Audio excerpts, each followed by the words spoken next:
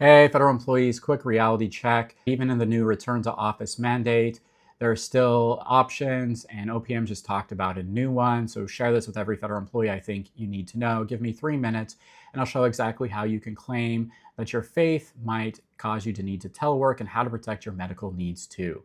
First, the headline. Yesterday, new guidance OPM told every agency telework could be a fix for religious accommodation. Need Sabbath off, daily prayer breaks, fasting privacy. OPM says telework is often a low-cost solution, so agencies are strongly encouraged to say yes. So why the change? I think in part legally thanks to the Supreme Court's 2023 Groff decision, which killed an old de minimis loophole and is replacing with a real test. I think your agency should deny an otherwise valid request only if it causes significant operational hardship. Think mission critical disruption and not minor inconvenience. So how do you get in on this new leverage? Well, put your request in writing, state the religious practice, such as I observe sundown to sundown Sabbath, need 2 10-minute prayer breaks, then propose the solution, right? Telework every Friday after 3, staggered start during Ramadan. Send it to your supervisor and copy your EEO office. Timing matters. It's not required, but I would try to file it at least 30 days before the event wherever possible. Screenshot every email, Teams chat, sticky note, paper trails can win cases. If they push back, demand the reason in writing. Under OPM's memo, I think denials that cite significant operational impact need to come with evidence. So no evidence, that's good for you. Remember, telework isn't your only arrow for religious accommodations.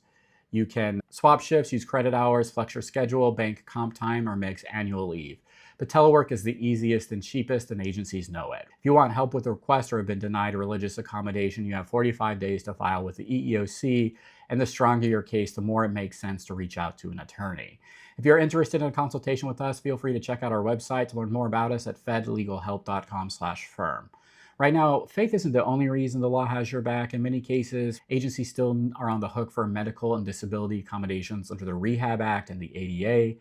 Chronic illnesses, pregnancy complications, long COVID, PTSD, anything that substantially limits a major life activity might qualify.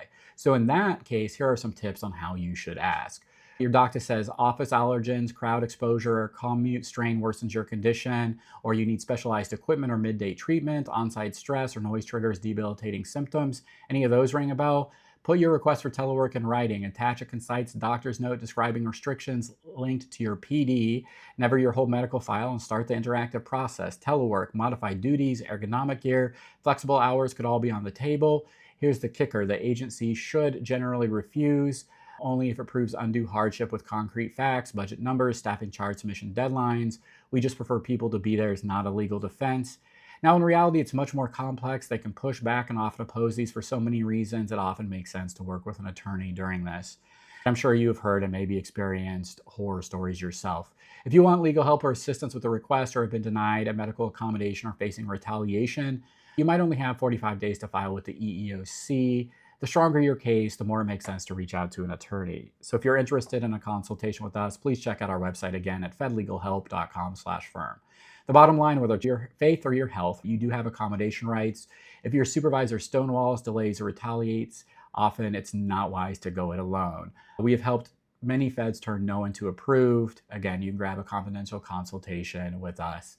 We'll review your paperwork, coach you through necessary appeals, and if necessary, fight with you before the EEOC or in federal court if we represent you. Please feel free to share this video with every colleague who skipped services or worked sick because they feared losing telework, and follow us for more straight talk legal tips. Let's make the federal workplace work for you. Thank you everybody for your support, and I hope you have a good day.